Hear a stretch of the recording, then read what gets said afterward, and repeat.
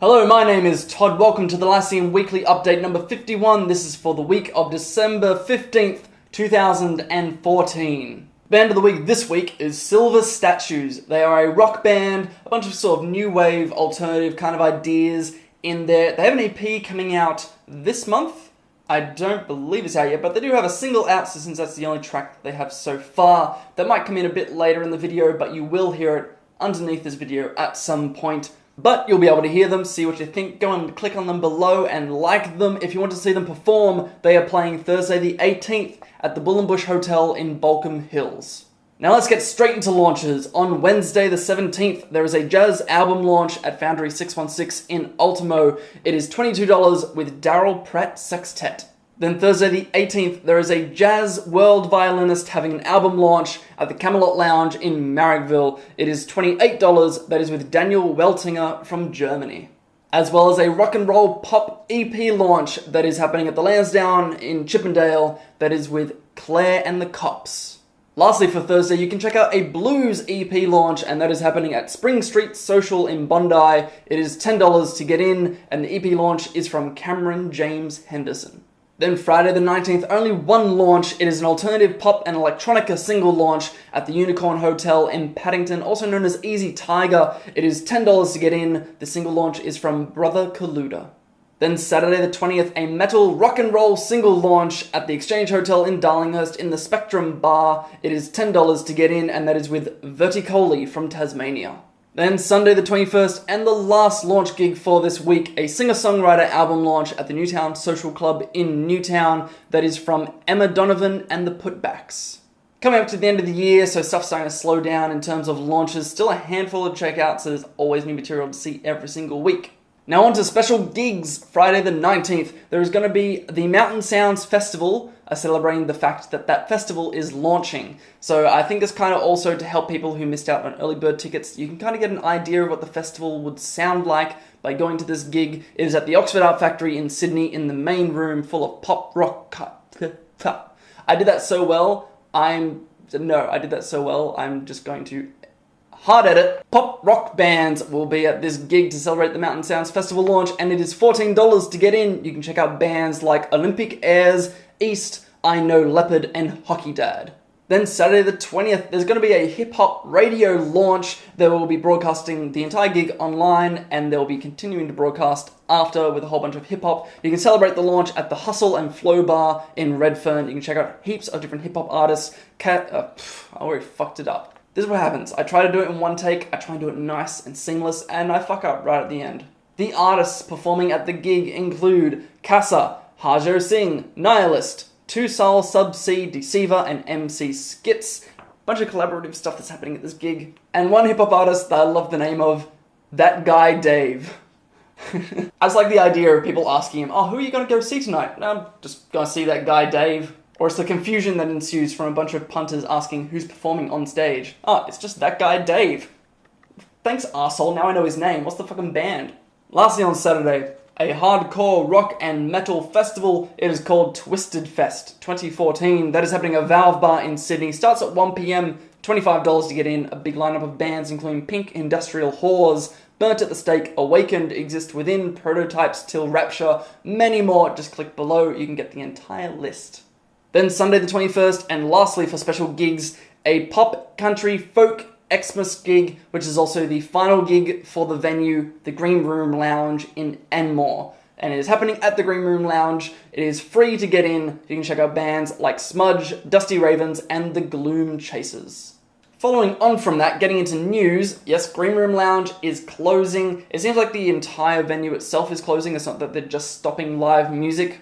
As far as I've seen, there's no real reason for why it's happening. They've just said that they're closing down, so they're celebrating with this last gig, which is on the 21st, Sunday. That is also the final night for the venue, so if you like the Green Room Lounge, if you've never checked it out before, make the effort, go and see it before it closes on Sunday.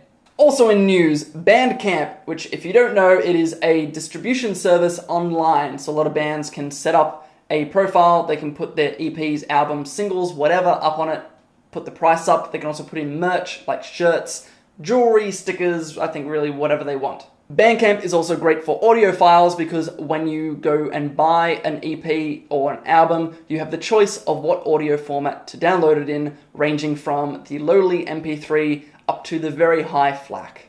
And now, not only is Bandcamp a wonderful digital distribution service for artists, it is also the best for royalties and for payment of artists for digital sales. Zoe Keating, who is a Canadian independent artist, she released her annual report for things from Spotify as well as from Bandcamp and showed what the income was from both services. Spotify is the streaming service where you can just go and you can stream things. I think you can download it as well and you pay a monthly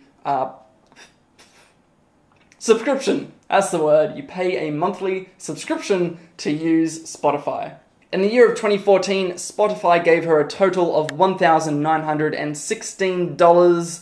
Sounds nice as a lump sum, not so much for an entire year. Meanwhile, her total for Bandcamp in the year of 2014 was $42,527.54. Not bad. Obviously, two main differences is that Spotify is a subscription service where you can stream things, whereas Bandcamp, you actually essentially buy the music. The thing with subscription models is that you never actually own the music, you more own the license to use the music. Once you stop your subscription, you don't get to keep the music. Most of the time, depending on the service, it just disappears. Whereas with Bandcamp, you put your money towards it, you own it forever. At the same time, a difference of more than $40,000 in a year is pretty goddamn weird. Zoe Keating is also a moderately successful artist. She's popular enough to sell albums, sell her work, go to shows, and have people come and see her. So it's not like she was some kind of weird in-between thing, that it makes sense that she would make nothing from Spotify, considering that there has been many articles recently talking about artists who make jack shit off of subscription-based services. I think the sun changed, so the color would change as well. Zoe Keating also released a rundown of her stuff and showed that majority of those sales through Bandcamp were from her actual tracks and her work instead of the merch like t-shirts, etc. So if you're a person who likes live music, definitely go onto Bandcamp and check the bands that are on there. If you're an artist, certainly recommend setting up a profile on Bandcamp and using that for digital distribution. I personally, if a band doesn't have Bandcamp, I'm less likely to listen to them, unless I really think that they could be worth listening to. But in general, if a band has Bandcamp, even if I've never heard them before, I will click on the Bandcamp link because their service is just easy, it's fucking awesome to use. You're an idiot if you're not on there. Although if you're ignorant before this video, then certainly you aren't an idiot, but if you know about Bandcamp and you still refuse it, you're an idiot. This weekly update brought to you by Bandcamp. Bandcamp. They don't pay me anything for this, because they aren't actually sponsoring the video. I just really fucking like Bandcamp.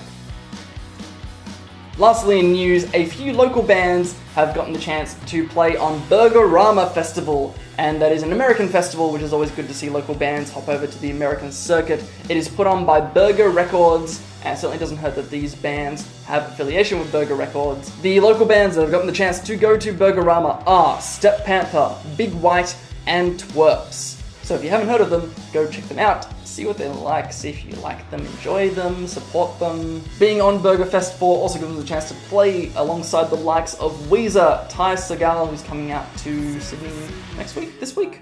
It might be this week. Check the gig guide for more. And there's only a tiny fraction of a massive lineup, so click the link below if you want the full rundown and all the details. That is it for the weekly update. If you want to see the gig guide, just head on to www.thelyceum.com.au. You can check out everything, all the bands and events are linked, and you can find something new in a genre that you love, because it's just that easy. Click on the name, look for the genre. Nice. As per usual, I will be doing the radio stuff. So Wednesday, 6:30 in the morning on Radio Northern Beaches, 88.7 FM, 90.3 FM, or you can stream it online to hear the flip side with Lachlan Wiley talking about a bunch of Sydney gigs to go and check out. Then Saturday from 2 PM on Swar FM 99.9 FM. You can also stream it through various media things. And I'll be on the Muso show to talk about gigs in the Inner West and the Outer West. I think it all sounds pretty good. This camera is almost going to run out of battery, so I should probably finish this up. I will see you next week with another roundup of launches, special gigs, and news. Be good.